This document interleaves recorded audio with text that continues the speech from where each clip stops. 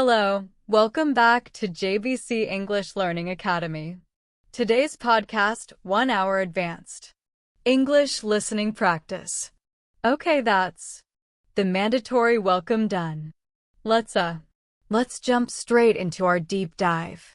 Our mission today is really for you, the person who's operating in this incredibly high-velocity world who needs a shortcut not just to data but to you. Know a profound understanding. We are tackling that enormous and frankly, really frustrating challenge of lost meaning in our hyper-connected, fast-paced conversations. It's a huge topic. It is. I mean, think about the last time you left a quick briefing or you finished a rushed chat with a colleague, maybe even a argument with someone in your family. And that feeling you're left with isn't clarity. It's just confusion. You heard the words, sure, but you feel like you missed the entire context, the why, the real intention behind it all.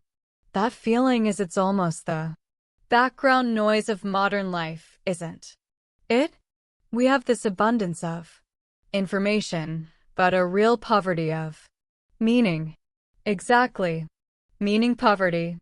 I like that. So, this deep dive is designed to be your navigational chart for that exact problem.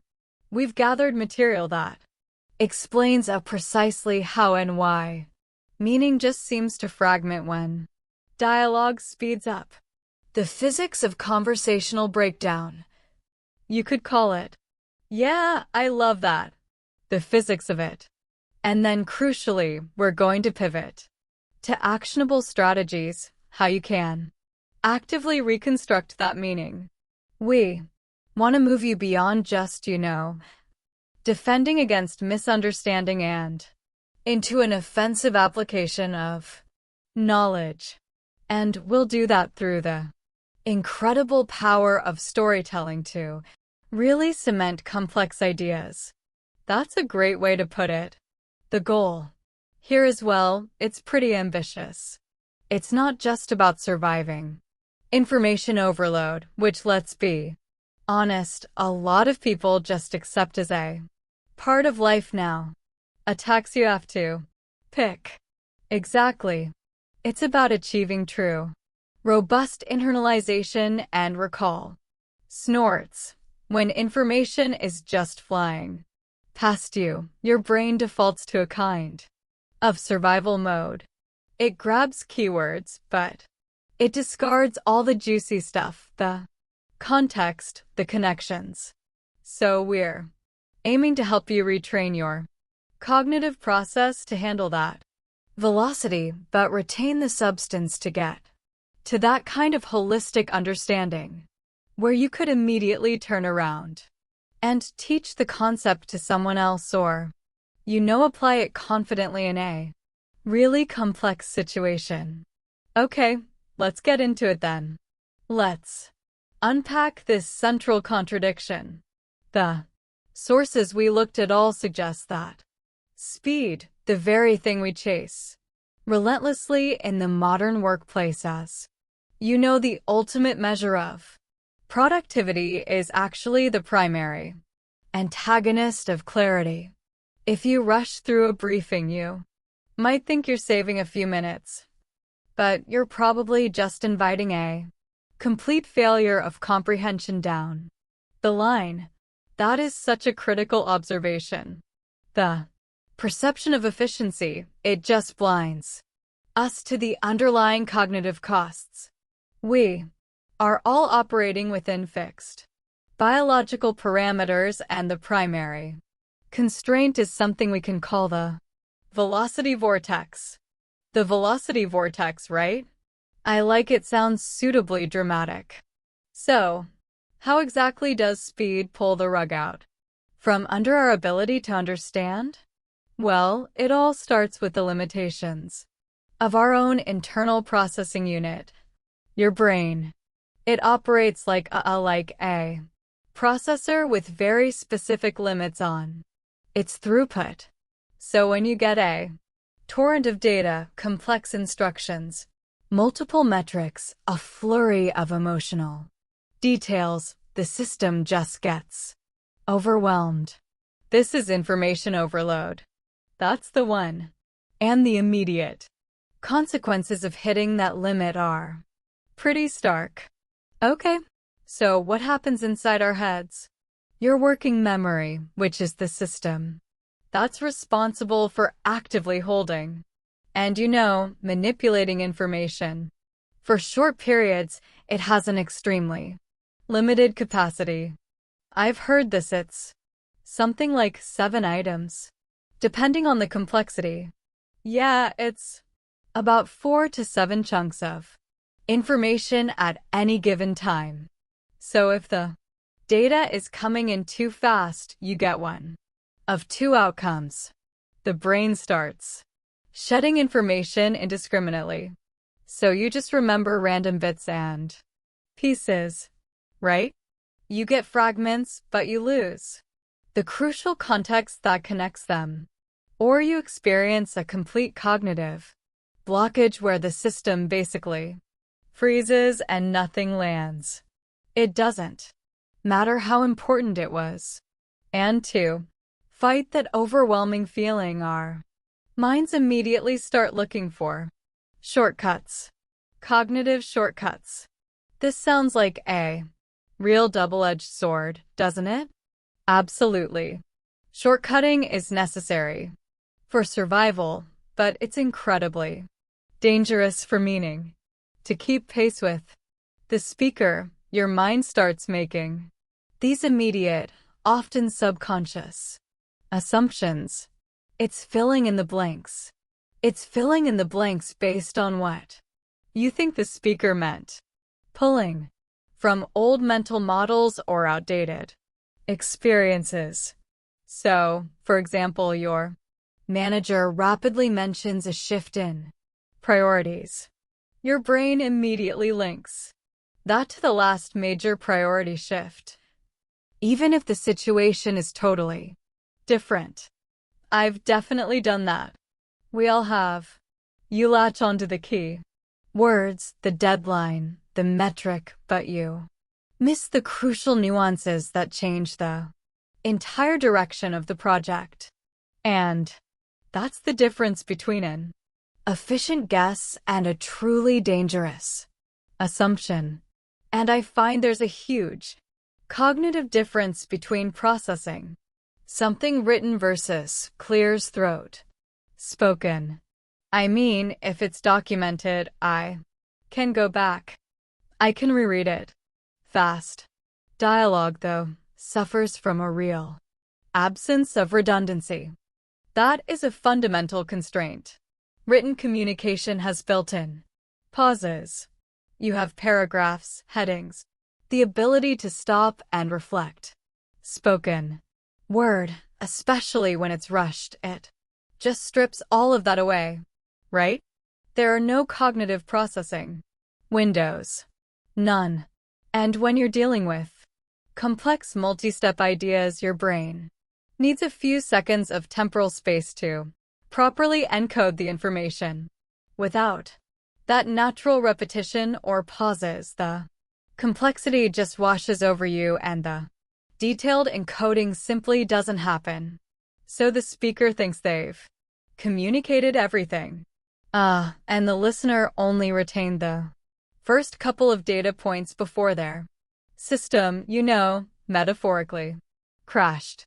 And in that rush to just capture the words, we're also dramatically reducing the richness of the message by ignoring nonverbal cues. It's an information triage problem. That's a great way to think about it. The listener is so desperate just to process the linguistic data that they completely overlook the crucial and often contradictory contextual information being conveyed by the speaker's body. Like what specifically? Well, we're talking about a quick flicker of irritation, maybe a hesitant shrug or a burst of confident energy. If a project leader delivers a complex instruction, with a smile and a calm voice, but their hands are visibly shaking. I see. Or they're avoiding eye contact. That tells a dual story. The words say this is easy, but the body is screaming. This is precarious. If you're only focused on the literal words, you miss that crucial hint that things might be way more challenging or risky than they appear on the surface. That nonverbal context is essential to correctly calibrating the meaning of the message. And you know that velocity vortex, it's amplified by several factors beyond just the speed. These are the silent saboteurs that actively erode meaning even when someone is speaking at a totally reasonable pace. The complexity is often baked right into the language itself. Okay, so let's get into those. The first one is a classic, the insider barrier. Jargon and acronyms. Yes, they serve a vital function for insiders, right? They allow for lightning-fast communication within a defined group. But for outsiders, they are an impenetrable barrier. They create two parallel communication tracks. The informed and the completely bewildered. Can you give us an example of that in action? Sure. Let's imagine an internal marketing meeting. The team is discussing the need to increase MQLs and optimize the CAC, marketing qualified leads and customer acquisition cost. Right now, a new analyst in that meeting who is unfamiliar with those terms is going to spend the next 5 minutes trying to mentally define MQL and CAC while the rest of the strategic discussion just rushes right past them. They're not listening anymore. They're translating. And they lose the entire context of the discussion. And related to that kind of efficiency is just the laziness of ambiguous language. We rely way too heavily on these subjective words that lack any precise shared definition. Words like soon, important, good, high priority, or a lot. They're conversational quicksand. If a supervisor tells a contractor, we need that construction finished soon, what does that actually mean? Hours? Days? If the contractor interprets soon based on their heavy workload, let's say 3 weeks, but the supervisor meant next 3 days because there's an inspection coming up. Catastrophe. It's a catastrophic misalignment. All because a subjective word left this huge, unverified room for personal interpretation. Meaning requires objective, measurable language. But even with objective language, our individual experiences always inject noise into the channel, don't they? Because of our different contexts and backgrounds. This is one of the most subtle saboteurs. 2 people can hear the exact same words and interpret them in vastly different ways because their priorities or life experiences just color their understanding. So give us an example of that. Okay, think of a business leader discussing the need for agile methodology. Now, the leader, they might be focused on faster delivery cycles, getting the product out the door. The employee listening, however, who's struggling under constant deadline pressure, here's agile methodology as simply working even longer hours. Well, yeah, both heard the same term, but their contexts, one of strategic pressure, one of workload pressure, led them to 2 opposing interpretations that are just going to lead to conflict and wasted effort down the line. We also have to acknowledge the power of emotional overlays. How we feel or how the speaker feels acts as this dynamic filter on the message. Emotion is a potent encoding and decoding mechanism. I mean, stress, anxiety, excitement, even mild annoyance can dramatically color an otherwise factual statement. So, The emotion becomes the message. In many ways, yes, a manager might state, "We have a significant volume of data coming in this week."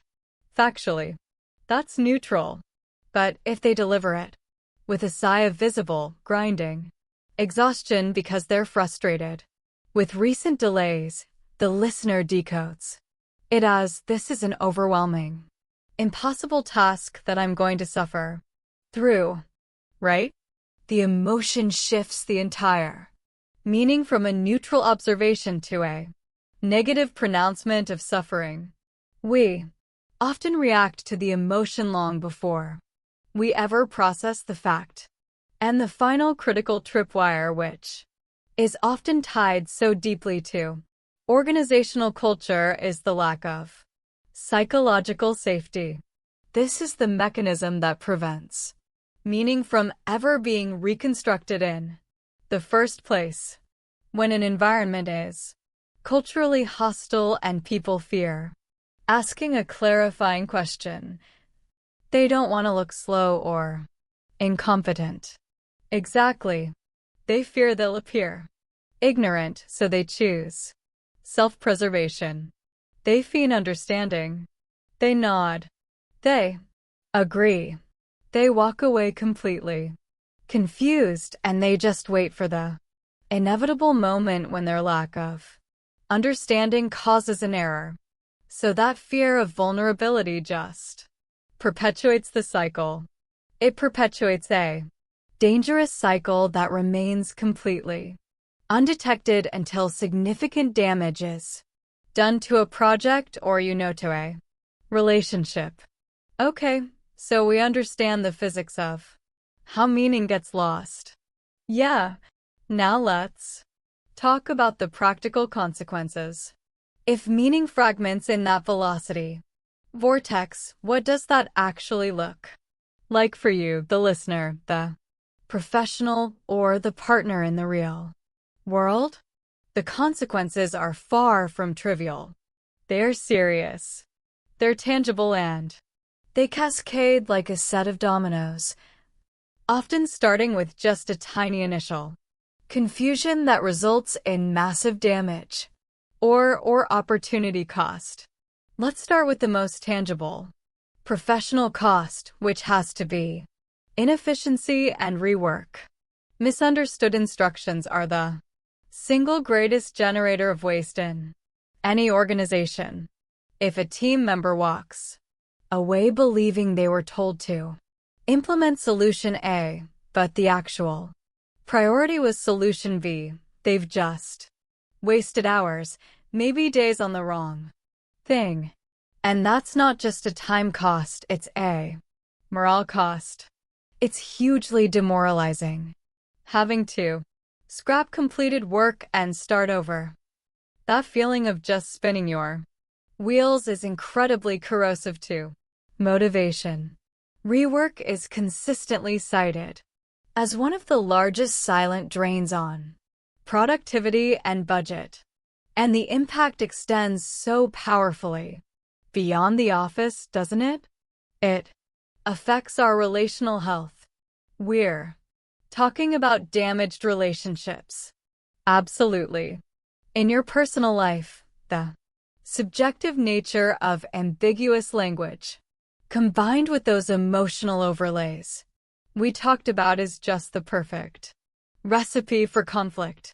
So, you might have meant something completely neutral, but because the speed of the exchange or the emotional charge prevented proper clarification, the other person interprets your words as an attack or a slight or just indifference. And once that interpretation settles in, it quickly leads to resentment, hurt, feelings, and a breakdown of trust that is exceedingly difficult to repair because you rarely go back and address the core communication failure. Almost never. The lost meaning is just left to fester. And in business or academic contexts, this loss translates directly into existential costs. I'm talking about Missed opportunities. Strategic information is often delivered in these fleeting moments. A brief mention during a Q&A session, a subtle reference in a client meeting, a quick comment about a competitor's move. Things that are easy to miss if you're not fully tuned in. Exactly. If you fail to grasp that nugget of information, or worse, you dismiss it as unimportant because of the rush of the conversation, your organization can miss substantial strategic advantages, a key market trend, a technological pivot, a crucial piece of client feedback. If that's not fully internalized and acted upon, it can translate into millions of dollars in lost revenue. So that brief moment of lost meaning in a hallway conversation can reshape an entire fiscal quarter. It absolutely can. And when this environment of confusion becomes the norm, the consequences become systemic. They start to erode the fundamental fabric of the team, leading to decreased morale and an erosion of trust. Yes, constant repetitive miscommunication creates an atmosphere that feels perpetually frustrating, chaotic, and inefficient. It signals a fundamental lack of coordination. People start to doubt each other. They start to doubt the competency of their teammates, their leaders. They might even start to doubt their own ability to understand. I mean, why bother putting in maximum effort if you know your work is likely to be misinterpreted, misunderstood, or just sent back for rework anyway, right? The trust diminishes, motivation plummets, and the cycle just accelerates, making all future communication even less effective. Clarity is the foundation of confidence. And confusion. Well, confusion is the foundation of a toxic organizational culture. Okay, we have thoroughly diagnosed the problem. Now let's shift to the solution. How do we fight back against the velocity vortex? The answer seems to require disciplined practice and very intentional communication. We need defensive tactics to prevent the loss, and offensive tactics to recover, meaning that's already gone astray. And we begin with a foundation which is not intuitive for most people because it requires rigorous self-management. And that is active listening. Active listening. It's so much more than just hearing, isn't it? It's a commitment to process, interpret, and respond to the complete message, including all the hidden cues and unspoken intent. It demands intentionality, and it starts with full attention and presence. In our multitasking world, this is a revolutionary act. You have to minimize the physical distractions, your phone, your laptop, the browser tabs. But the crucial battle is internal. The internal chatter. That's it. You have to cultivate mental focus by actively pushing away that chatter. Don't let your mind draft your clever response or recall an unrelated event or judge the speaker's delivery while they are still talking. You have to create genuine mental space to absorb their message fully, not just listen for the pause where you can jump in. And achieving a non-judgmental stance. That's where the emotional discipline really comes into play. Yeah, especially if the topic is sensitive or if you already have a strong counter opinion. Absolutely. If you approach a speaker thinking, I know exactly why they're wrong about this, you will filter their entire message through that lens. You'll only hear the parts that confirm your pre-existing belief. you'll miss any subtlety or nuance that might actually change your mind or even just improve your own counterargument. So you have to temporarily suspend your own convictions just for the duration of their statement. Dedicate yourself purely to understanding their unique reality and perspective. So once that mental space is achieved, we need to observe and absorb the full dual story, the verbal and the nonverbal. This is where we fuse all the data points together. Listen intently for the gist, the primary intention of the communication, but pay equally close attention to the tone, the emotion, the body language.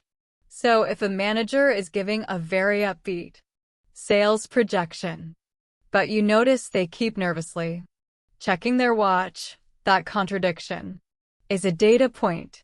It suggests that while the numbers might be good, there could be a tight constraint, a short time frame, an external deadline that requires careful attention.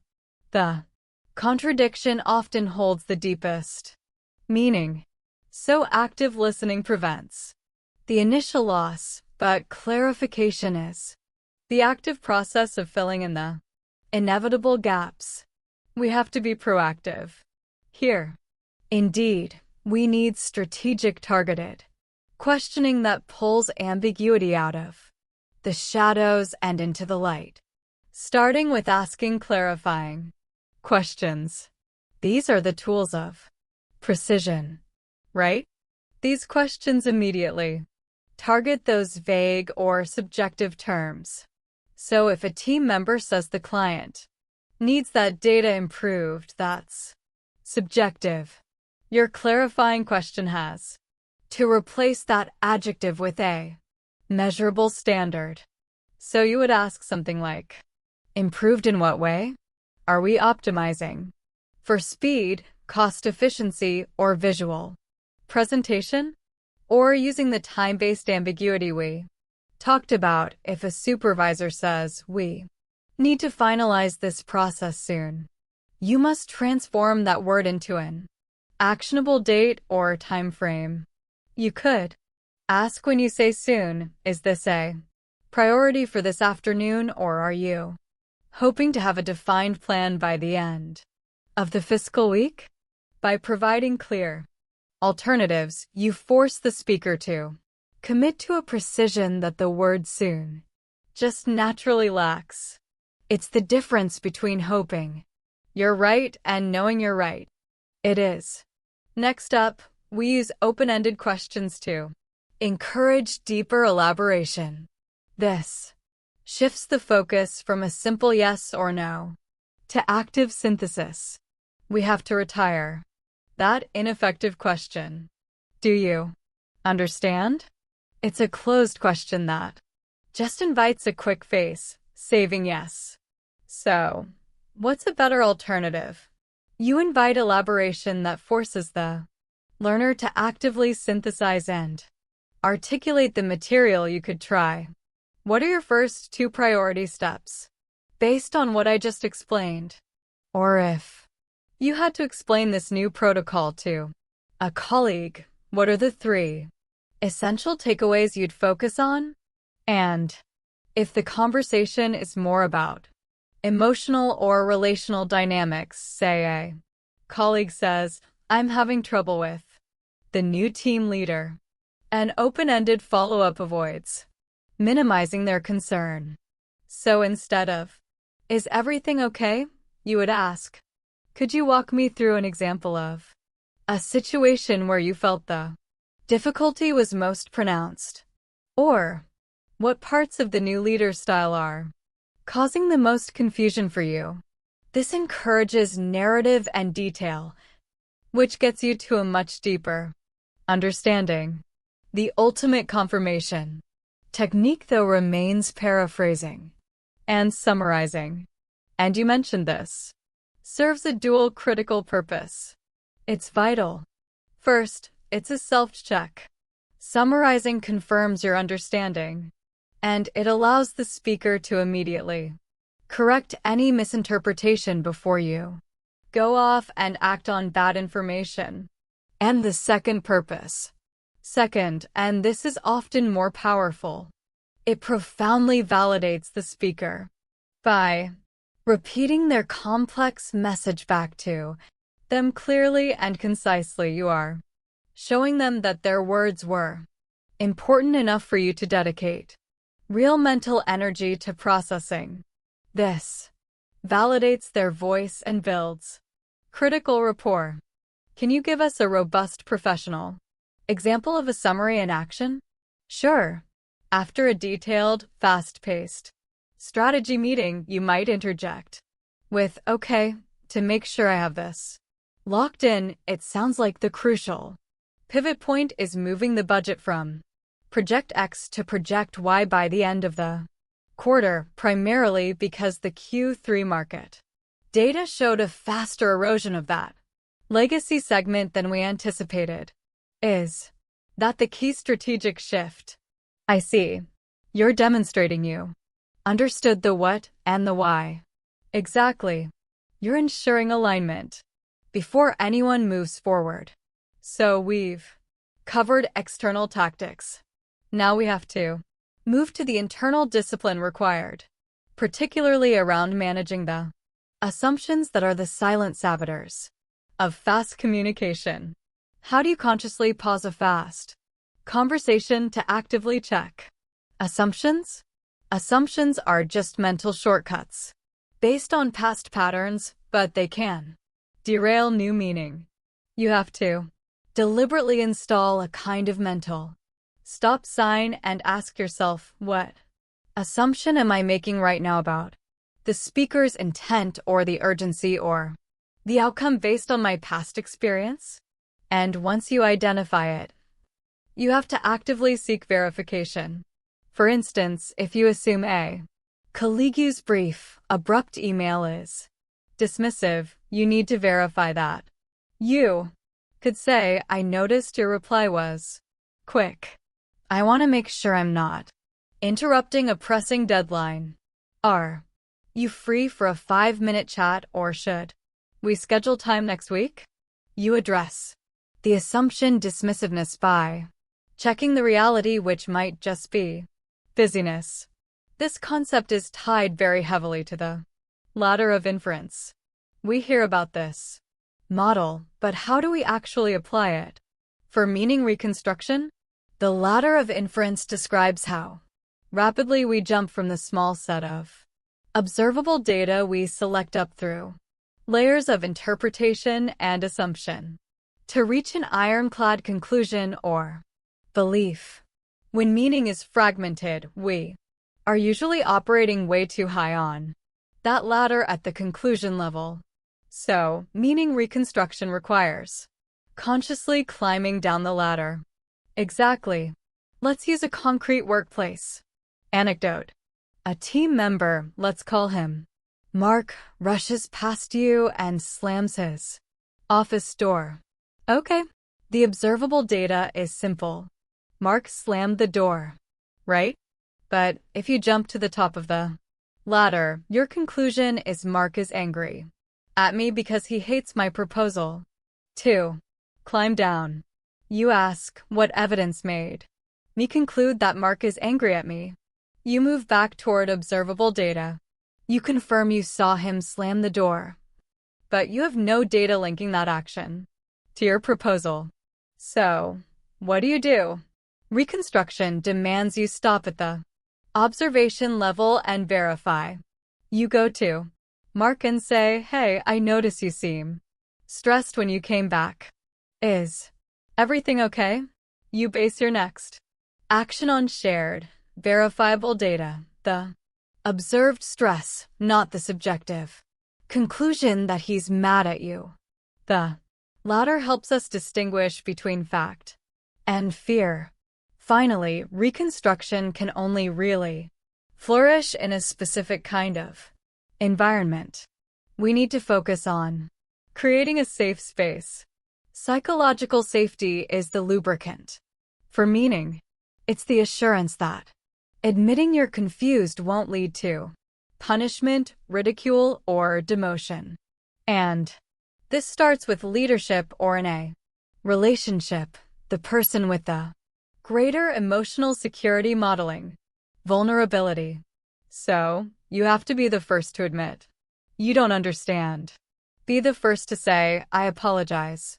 I was thinking about 3 things at once and I missed that last point. Could you break that down again, please? This shows everyone that vulnerability is acceptable. Furthermore, you have to explicitly encourage questions. Say things like, if this is confusing, that's my failure as a communicator, not yours as a listener. Please ask. And you have to practice patience. Critically. Yeah. Allow for processing pauses. Resist that urge to fill every silence. Give your listener the time they need to synthesize, articulate their confusion, and ask for clarification. Okay, so we've built the defensive foundation with listening and establish recovery tactics with clarification. Now we transition to what you called the ultimate offensive tool, the transformative power in narrative. Why is it that when meaning is fragmented, telling a story provides the cohesive framework that locks everything into place? Because humans are profoundly wired for stories. Our brains are at their core narrative engines. Storytelling taps into these ancient cognitive mechanisms that make information stick in a way that dried data and bullet points never can. Okay, so first, stories impose structure for chaos, right? Desperate facts, a list of features, a sequence of regulations are incredibly difficult to recall and apply. They're just isolated items. Stories, however, impose a logical, universal flow. Setup, conflict, resolution. This linear arc transforms that scattered pile of information into a navigable map that the brain can process and retain much more easily. It gives the brain an immediate filing structure. They also provide vital contextual anchors. Yes, a good narrative immediately answers the who, what, when, where, why, and how. This embeds the information within a rich context. For example, instead of just listing a company's new security policy rules, you tell the story of the day before the policy was implemented when a data breach occurred because of a loophole. And now the rules aren't arbitrary. Exactly.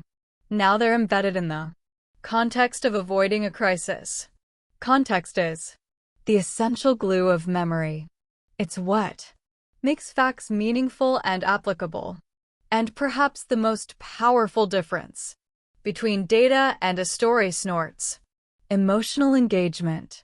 Facts inform, but stories move people.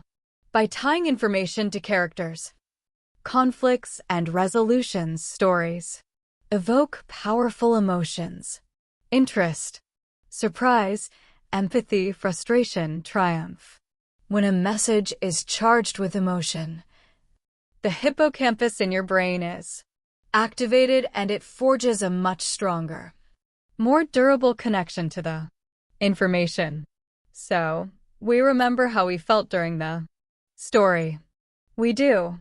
And that emotional hook serves as a potent retrieval cue for all the factual details later on. And they are incredibly effective as an illustrative power tool for transforming abstract concepts into something concrete. Absolutely. If you're debating the abstract concept of user friction in software design, statistics about abandoned shopping carts can feel, well, abstract. Instead, tell the story of Sarah, a specific customer who spent 20 minutes trying to check out, encountered 5 confusing screens, and ultimately, just rage quit the process. That narrative makes friction tangible, visible, and deeply relatable. It drives home the lesson of smooth user design far more effectively than a slide full of generalized statistics. Okay, let's apply this power in the professional sphere.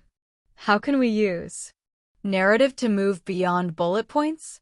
Well, when you're explaining complexity, let's say you're rolling out a new ERP system, don't just list the features. Tell the story of the organizational transformation. What that sound like? Describe how the sales team used to struggle with the old, fragmented system. That's the conflict. Talk about how they almost lost a major client. That's the climax. And then show how the new system immediately streamlined their workflow, allowing them to close that crucial deal and even achieve a better work-life balance. That's the resolution. That narrative defines the value instantly, not just the technical specs. And when you're proposing a strategy or trying to get buy-in for a risky change, the narrative becomes a kind of shared vision. Precisely. If you're proposing a high-risk market entry, don't just present the financial projections. Tell the team's hero's journey. The hero's journey.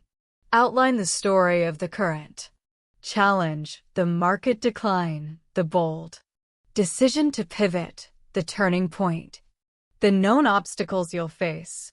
Together, the conflict, and then paint a vivid picture of the successful future. State once you achieve the objective. That's the triumph. This builds consensus not just on numbers, but on the shared identity and purpose of the team.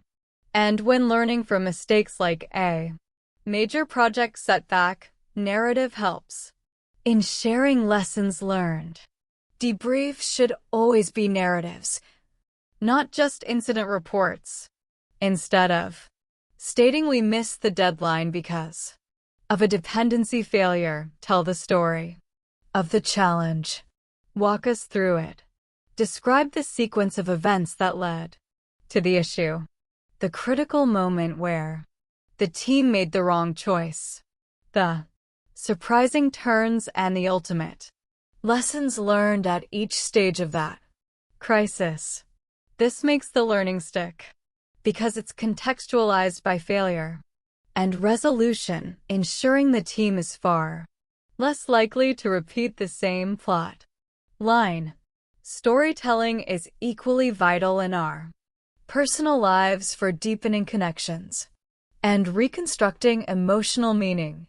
Yes, if a rapid, stressful exchange led to an argument, use a narrative later to clarify the emotional context. Instead of just apologizing, you might say, I want to tell you the story of what was happening for me when we were talking earlier. I had just received some upsetting news, and I brought that tension into our conversation, which is why my words sounded short and sharp. That narrative provides the context for the emotion. It clarifies your intent and prevents the other person from filling in the blank with a negative assumption about you.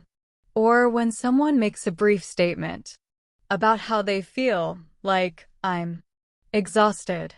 If they just state the emotion, it can be interpreted as generalized fatigue.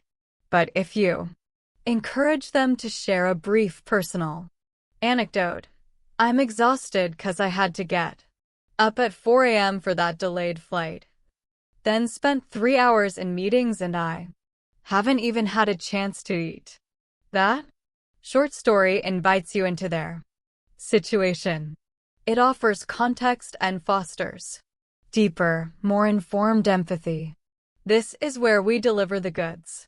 We want you, the listener, to feel equipped To move from being a passive receiver of fragmented data to an active reconstructor, confident reteller of meaning. We are giving you the toolkit to become the architect of your own knowledge. Mastering these techniques is paramount because it allows you to take ownership of the knowledge you're receiving. It gives you a tangible framework to organize the chaos and ensure retention. Okay, before we dive into the 7 techniques, let's quickly review the principles that ensure a story actually aids learning rather than just entertains.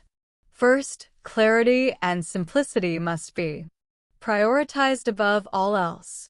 The story has to use simple, direct language. If specialized jargon is absolutely unavoidable, you must explain it immediately and integrate it into the narrative so the listener isn't momentarily lost. Right. The complexity should be in the concepts, not vocabulary. Exactly. And second, every effective learning story needs a clear, structured arc. Even a brief professional anecdote, even the briefest one, it has to adhere to that universal path. The setup, the conflict, the climax or turning point, the resolution, and most importantly, a clear takeaway or moral. That arc is the structure that our brains have evolved to latch onto for memory. And finally, the story must be explicitly purpose-driven. You need to be clear about the intended learning goal. Is the purpose to help the learner understand a technical concept, internalize a complex process, or gain emotional insight? When the purpose is clear, you know exactly what core meaning to extract and retain from the narrative. Okay, let's run through the 7 practical, detailed methods you can use immediately after a rushed conversation or when trying to solidify fragmented information. Let's start with number 1. Number 1 is repeated read-alouds with reflective questioning. This is phenomenal for understanding processes, procedural narratives, or even the motives behind a fast strategic decision. It requires you to retell the story, pausing frequently to probe for motivations and consequences. Let's start with a technical application. Say a software engineer just explained a complex debugging process, a fast sequence of steps involving several different systems.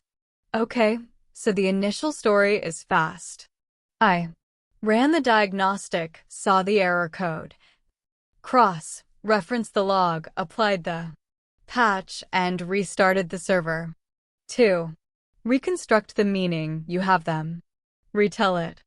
Okay, tell me about the first step. You ran the diagnostic, and then. And when they say, I saw the error code, you interrupt. You interrupt with a reflective question. Why did you need to see the error code? What information did that give you that the initial diagnostic didn't? This forces them to articulate the motive that the error code pointed to a specific subsystem and the consequence. It told them which log to check next. By asking about motive and consequence at every step, you transform a sequence of arbitrary steps into a logical, understandable decision-making journey. Number 2 is picture cards or story dice prompts. This uses foundational narrative prompts, who, what, where, when, why, to force you to organize a rushed update into recognizable story components. This is ideal for imposing structure onto chaos. Let's take a rapid cross-functional update. The procurement team delayed the vendor contract review until next Tuesday because the legal team discovered a new compliance issue late Friday afternoon, which impacts our deployment schedule next month. That's a dense update. How do the prompts help stabilize the meeting? You force a structural retell. You ask, who are the key characters in the story? Procurement, legal, the vendor. What was the core conflict or twist the new compliance issue? When did this critical event happen and when does it impact the project issue discovered late Friday? Deployment impacted next month? And most critically, what is the why, the driving motivation, ensuring legal compliance? This process forces you to filter that torrent of details into a clean, logical narrative structure. Moving on to number 3, retelling with specific questions. This is for core information. Recall, right? This reinforces recall immediately after the information is delivered, ensuring that all the key details, the specific metrics, dates, and names are captured, not just the general idea. Let's use the example of onboarding a new team member with specific procedural knowledge like expense reporting that's often delivered in a 5-minute rush. The rapid instruction might be submit receipts within 48 hours for anything over $50. Digital copies only. Use the Concur platform and manager approval is required by the end of Friday. If the new employee just says, I understand, you haven't validated anything. You have to follow up immediately. Immediately with targeted, specific questions. What is the exact deadline for submitting a receipt? 48 hours. What is the minimum monetary threshold for needing a receipt? $50. Which specific platform did I mention? Concur. By asking questions that demand precise data retrieval, you confirm the details are locked in. Number 4 is role-playing or simulation. This is for experiential understanding. This takes an abstract conversation or instruction and makes it concrete. The body and mind are actively engaged. It connects theory to practice immediately. Think about a customer service script. For de-escalation, the written instruction might be clear, but the emotional reality is missing. Exactly. So, you role-play the scenario. Okay, I'm the I-8 customer. You're the agent. What is the customer's story of the problem and how do you narrate your solution story back to them? The learner has to recount the customer's frustration and then demonstrate the soft skills needed to validate that emotion before delivering the factual solution. This helps them internalize the conversational flow far better than just reading a manual. Number 5, the and then method. This one is deceptively simple. It's a single, powerful prompting question that encourages continuous elaboration. It forces the learner to uncover and articulate the overlooked critical steps that fast conversations often skip over. So, how does it work? Let's take a decision that was quickly summarized. We decided to greenlight the project after the legal review, but we still need final executive sign-off before launch. You use the method to flesh out that narrative. The project was greenlit, clears throat, and then learner. Legal signed off, and then learner. We prepared the launch package. And then learner. We sent it to the executive team. This continuous prompting ensures the entire sequence is fully articulated and understood. Okay. Number 6 is visual storytelling. which is especially good for abstract concepts. Yes, for visual learners or when dealing with things like data processing or systems architecture. Drawing the story is transformative.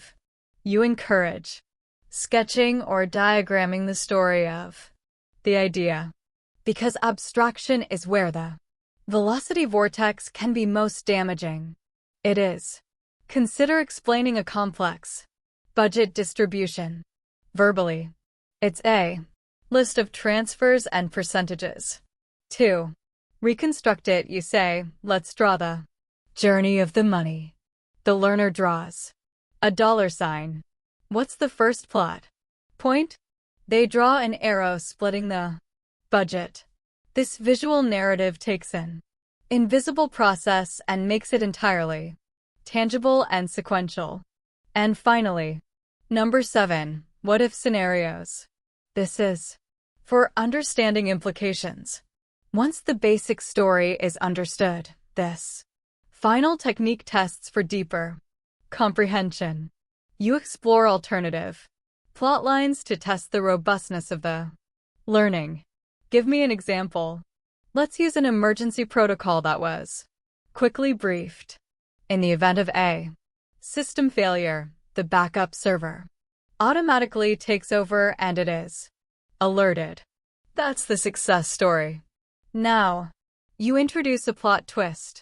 Okay, but what if the network connection between the two servers is unstable? What's the alternative story that happens then? And that forces the learner to internalize the secondary protocols. Exactly. Manual failover, local data, access. It tests their comprehension of how the procedure holds up under stress. It makes the learning robust against unexpected real-world conflicts. So by embracing these 7 techniques, the listener, can entirely shift your identity from being a passive recipient to an active narrator. You gain ownership over the knowledge. You identify the gaps. You build confidence in your ability to articulate complex ideas. And you ensure that meaning, even if it was initially fragmented by speed, is successfully reconstructed and retained. The ability to actively reconstruct lost meaning is, as we have thoroughly explored today, a non-negotiable skill for navigating modern velocity. The world is only getting faster and ambiguity is only increasing. Active listening and precise clarification techniques provide that robust defensive foundation we all need. But it is the tool of storytelling, what I call the ultimate cognitive cheat code, that truly transforms fleeting words into lasting understanding. It provides the necessary structure, context, and emotional resonance to overcome the fragmentation inherent in fast dialogue. We encourage you to embrace the role of the active narrator in all aspects of your life. Use these tools, the visual aids, the role-playing, the ends, and the ladder of inference, to organize the chaos you receive, to build confidence in your communication, and to ensure that you are truly understanding the world and the people around you. And the continuous practice of connection through these strategies leads not just to clearer communication and professional efficiency, but to the profound satisfaction of truly understanding, and, equally important, of being truly understood. Embrace the storyteller within to reclaim those echoes of meaning that so often vanish in the rush. And as always, if you enjoyed this deep dive, please take a moment to like, share, and subscribe to this YouTube channel. Hello, and welcome to the deep dive. Today we're getting into something really subtle, but also incredibly powerful in how we communicate. We're exploring the art of decoding the unfinished sentence. That's right. We're tackling those Linguistic loose ends, the phrases that just kind of hang in the air. Like when someone says, I was thinking about that time when, and they just stop. Exactly. Or if only we could just, and we often see these as frustrating gaps. Maybe even sloppy communication, but our whole mission today is to reframe that completely, right? Because these aren't just mistakes. We're going to look at them as invitations, really invitations to AA. Deeper level of understanding. Precisely, and for you listening, this isn't just some academic exercise. Learning how to decode what's unsaid. Well, it's basically a superpower. A superpower think about it navigating a tricky conversation at work or just connecting better with your family. It's the skill that separates a good listener from a truly perceptive one. It's a game share. So, the value here is just huge. It's about hearing what's underneath the words, the real intent. Today we'll cover the psychology, the why behind it. Then, we'll give you a practical toolkit for context and cues. And we'll even look at how something like storytelling can help you master all of this. Okay, so let's unpack this. I want to start with the really fascinating stuff. The mechanics of why our brains do this. In the first place, why do we leave thoughts incomplete? Well, when a thought doesn't quite become a full sentence, linguists have a term for it. It's called anacolithon. Anacolithathon. Okay, that's a mouthful. For most of us, it's just trailing off. It is. But what's crucial to understand right from the start is that this is rarely a sign of, not being able to articulate something. It's very often a choice, either a deliberate one, or more likely a subconscious one that's rooted in efficiency. That seems so counterintuitive to me. If the goal is clear communication, wouldn't we want to use more energy to be explicit, not less? You'd think so, but our brains are wired for shortcuts. The number one driver here is conserving cognitive energy. I mean, the brain is an incredibly resource-hungry organ, right? And language is maybe the most demanding thing we do all day. So if your brain can calculate, in a split second that the listener already has 80% of the information, why waste the energy saying the last 20%? So it's a kind of high-speed, collaborative shortcut. It assumes we're on the same page. That's the perfect way to put it. It's all based on this idea of common ground, which researchers like Herbert Clark have detailed. It's the mutual knowledge and assumptions we share with someone. Our shared history, our shared environment. All of it. Yeah, that shared database lets us skip ahead. It speeds up the conversation dramatically, which really changes the dynamic, doesn't it? It's not just two people sending information back and forth. It's two people actively building meaning together. So, if I'm with a colleague, and we've been working on this awful project for months, I don't need to explain the whole backstory. I can just say, if we could just get sign-off from. And they know instantly. They know. I mean, the legal department. That takes forever. That's the perfect example of how it works in a professional setting. But it's so much more than just efficiency. It's also a really, really nuanced tool for emotional signaling. Okay, let's talk about that. Say vulnerability. If someone starts a really difficult sentence like I feel like maybe we should, and then they stop. That silence is just, it's heavy with meaning. Yeah, you're waiting for the other shoe to drop.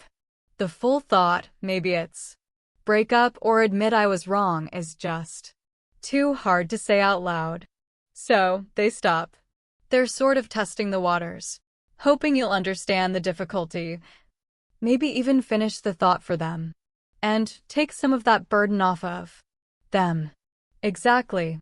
But it's not always about vulnerability. It can also be a very tactical, very powerful move. Okay. How so? In a negotiation, for instance, in a negotiation, it is a critical tool. Imagine two companies are hammering out a deal.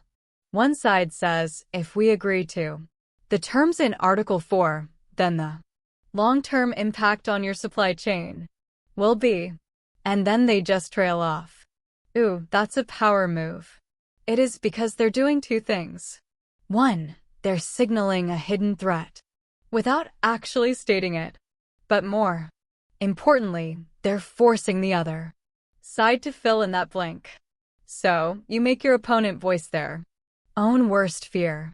You make them articulate their worst case scenario. It reveals their hand, their anxieties, all without you having to be the bad guy. It's a subtle way to exert control. That's a much more sophisticated way of looking at it than just, someone avoiding conflict. It's an intentional rhetorical device. It can be. Absolutely. So, how do we tell the difference? How do we know if it's an intentional power move versus just, an accidental slip of the tongue? That really comes down to the other cues, the nonverbal ones. An accidental slip usually comes with a quick correction or, a lot of and of a bit of fumbling, right? But the intentional rhetorical trailing off, that's often marked by deliberate pause, controlled body language, eye contact. That really invites you to engage. The speaker is confident in the ambiguity they're creating. And this whole process, it starts really early, doesn't it? I mean, this is how kids learn to communicate. Absolutely. Think of a toddler. They point at a cookie jar and say, I want and they're relying completely on the gesture. They intuitively get that you're a partner in making the meaning. And we just refine that as adults. We refine it into tools for humor, for suspense, for emphasis. A narrator and a thriller saying, and then out of nowhere that pauses everything. The human brain's need for completion just pulls the audience right in. So if we pull all of that together, the main takeaway here is that when someone trails off, it's not a failure. It's actually a declaration of trust. They're trusting that you and they share enough common ground. That is the critical insight. The speaker is shifting the burden of interpretation to you, the decoder. Yeah, and understanding that, well, that's the foundation for the entire decoding toolkit we're about to build. Okay, so if psychology is the why, then context has to be the how. It's the foundation. I mean, without context, an unfinished sentence is just noise. With context, it's revelation. It's a potent filter. Context is what narrows down the infinite possibilities of what that missing word could be to just one or two probable options. And we have to start with the history of the conversation itself. You can't just drop in and decode a fragment in isolation. You have to know the backstory, the trajectory of the conversation. That's layer one of the toolkit. Let's use a professional example. Imagine you're a consultant working with a company that just went through a really messy merger. The meeting is about corporate culture. An executive who is clearly frustrated leans back and says, based on our decision last week about Q4 staffing, I feel like this new HR policy would only serve to. And he stops there. It's a vague, potentially explosive fragment that if you've been tracking the conversation history which has been all about burnout and resistance to the merger, then you immediately know what he means. The decode is something like would only serve to demoralize the new teams even more, or maybe increase the number of people quitting. Exactly. And if you can, respond right away with something like, so that the concern is this might hurt morale right now. We could look at a phased rollout. You've just shown that you're not just listening to the words, you're understanding the entire political dynamic. That's decoding gold. I love that. Okay, so what about the second layer? The more immediate context, the environment, and the situation, right? The physical setting fundamentally changes the likely missing word. The environment constrains the possibilities. Okay, give me an example. You're on a small boat with a friend. A storm suddenly rolls in. Your friend yells over the wind. Can you find the tarp or the life jackets? Something to do with safety in the storm. Overwhelmingly probable. Now take that exact same verbal fragment. Can you find this? But you're in a university archive, digging through old boxes. Then it's the file from 1888 or the missing letter. The request is completely different because the situation is completely different. And this is where we can use storytelling to really practice this skill. Okay, let's try one. Let's set a scene. An archaeologist, Dr. Evans, and her junior colleague, Sarah, are deep inside a newly discovered tomb. Dr. Evans is looking at a cracked support beam. She murmurs, "We have to watch this. Otherwise, the ceiling might." Okay, context A. They just heard a loud, grinding noise after stepping on a pressure plate. The context is immediate. Danger. So the decode is obvious. Collapse on us. It's a direct warning.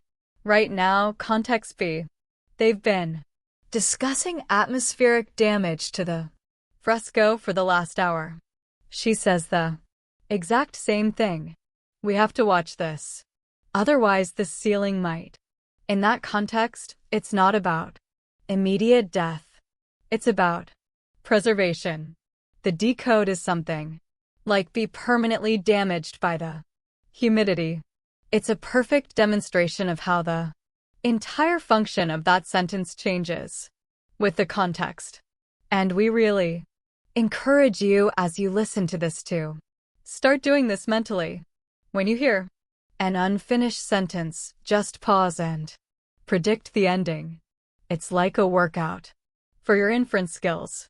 It also means you really have to be present in the conversation. If you're distracted by your own thoughts, you miss the setup. You miss the context and the fragment is meaningless. That's a really crucial point. Decoding successfully requires you to dedicate your mental bandwidth to the here and now of the conversation. Okay, so as we go deeper into this toolkit, we have to talk about the silent majority of communication. You know that old statistic that words are only a tiny fraction of the message. If snorts, we're only listening to the verbal part. We are missing almost everything. We are the nonverbal cues, body language, expressions, posture. They are the most immediate completers of an unfinished thought. They provide the emotional weight, the valence that the missing words were supposed to carry. Let's start with body language and gestures. The body literally finishes what the word started. Yes, think about this. You're working with a designer on a new website. They say, "I just wish we could increase the visibility of the," and as they're saying it, they're rubbing their temple and sort of sweeping their hand across the whole screen. Okay, so the verbal part is vague, but the nonverbal The nonverbal is crystal clear. Rubbing. The temple implies stress, a headache. The sweeping motion defines the area. The decode is increase the visibility of. The branding on the homepage because. This layout is a mess and it's stressing me out. The gesture defines the object. And the physical state defines the emotion. So, a pointed finger, a tap on a document. They're all providing the missing noun or verb. To really see the power of this, let's go back to a narrative. Imagine a wizard is teaching an apprentice. The wizard says the potion requires a single dash of, and as he speaks, his hand just sort of floats toward a patch of glowing mushrooms on the shelf. The apprentice doesn't even need the word. The gesture is the instruction. The body language is the cipher. Exactly. So, what about facial expressions? And especially those really fast ones, micro expressions, they can be so telling. The face is a constant, often unfiltered stream of data. If your boss says this, new policy is, but their eyes narrow and their mouth pulls into a tight little line, you know it's not good. You know the decode is negative. The face is saying the policy's fundamentally flawed or a huge mistake, even if they follow it up verbally with something polite like going to be a challenge. And the research here from people like Paul Ekman is so critical. These micro expressions, they last just a fraction of a second and they often betray an emotion someone is trying to hide. And the nuance matters. Think about the difference between suppressed contempt and suppressed disgust. Snorts, a colleague is asked about a rival's proposal. They say that plan is. Certainly if they flash contempt, that little one-sided lip raise, the sneer. The decode is critical. It's about the person or the idea. So that plan is amateurish, right? But if they flash disgust, wrinkling the nose, raising the upper lip, it's more of a moral or sensory revulsion. The decode becomes that plan is not just bad, it's morally repugnant. The specific micro-expression tells you the specific flavor of bad. That is the kind of detail you need for this to really work. So let's add another layer. Physical proximity and posture. How close we are, how we hold ourselves. Proximity defines the nature of the conversation. If someone leans in close to you, minimizing that space, and whispers about those rumors, I think the company is going to.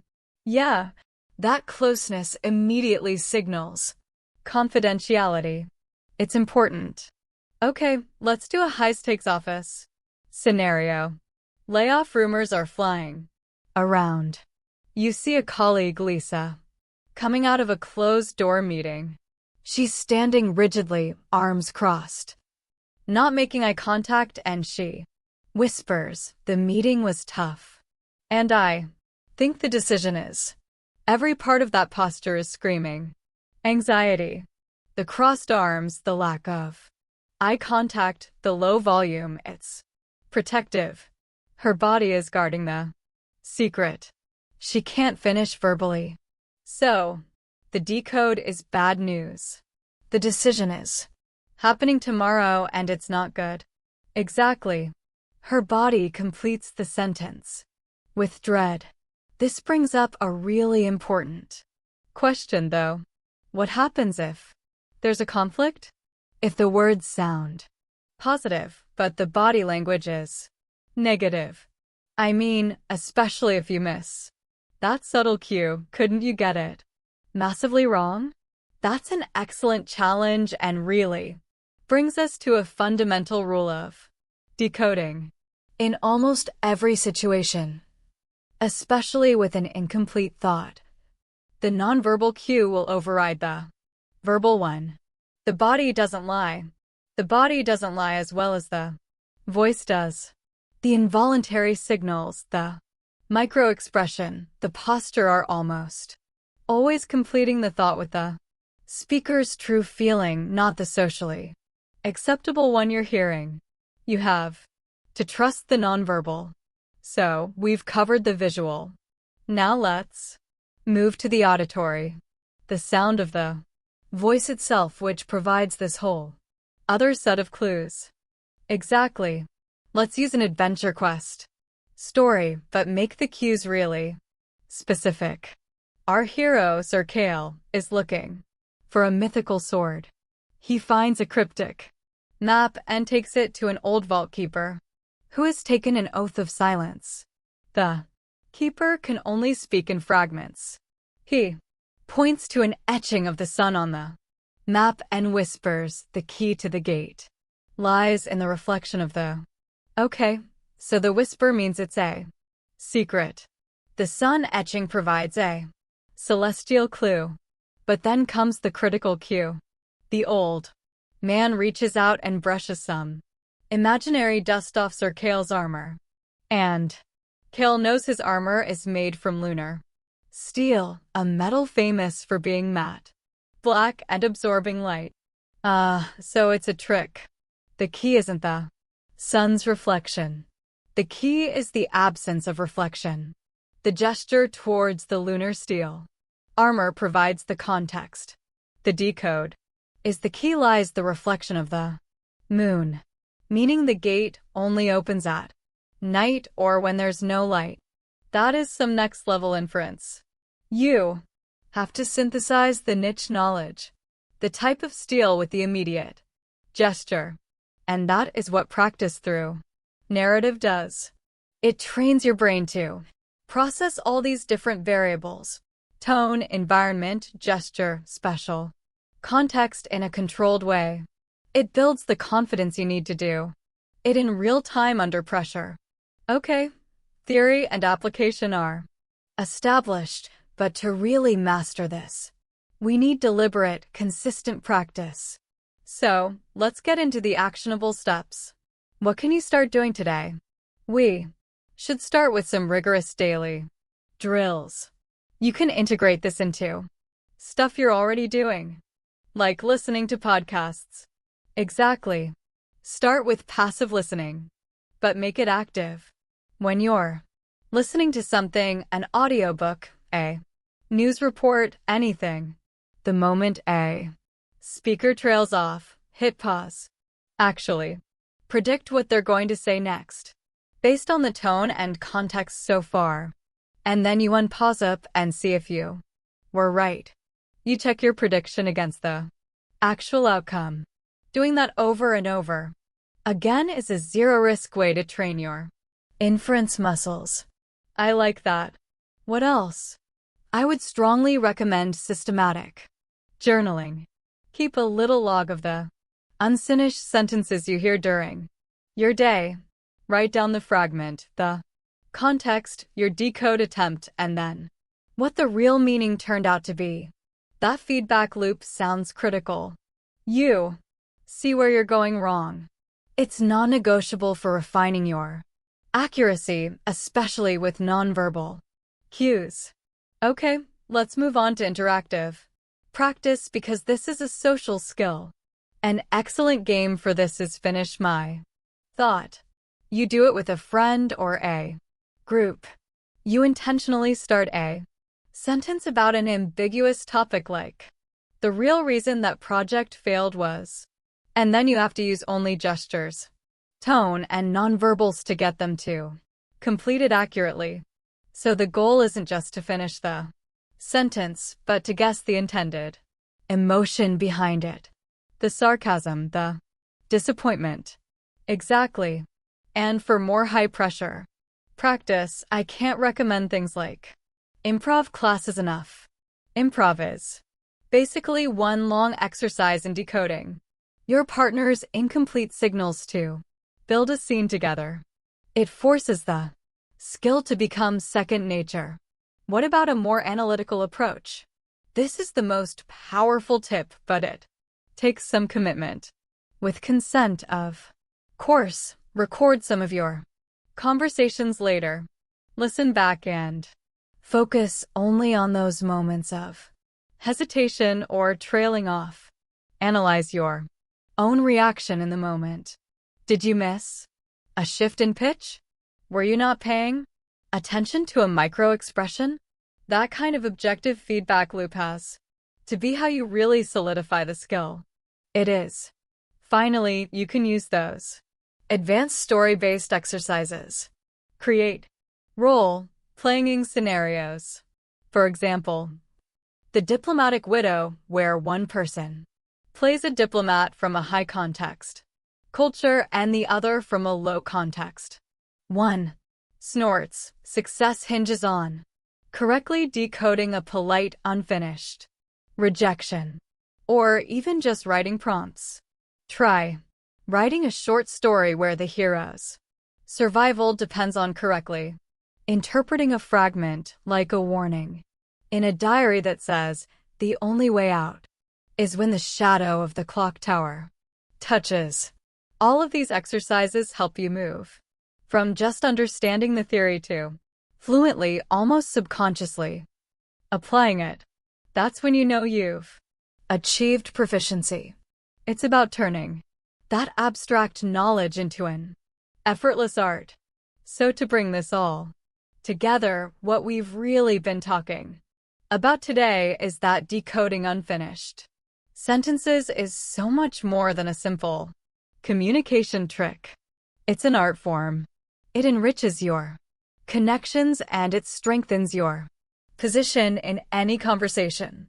The real skill is in weaving all the threads together in real time. The history, the context, the silent cues, the tone.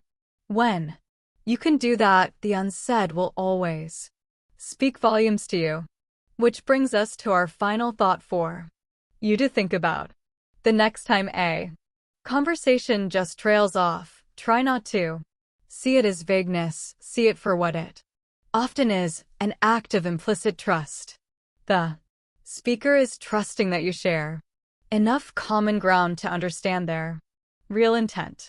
So the question is, what deeper insight, what moment of connection can you find in that brief but powerful silence? Keep conversing, keep listening, and keep decoding. Your future interactions will thank you for the depth you bring to them.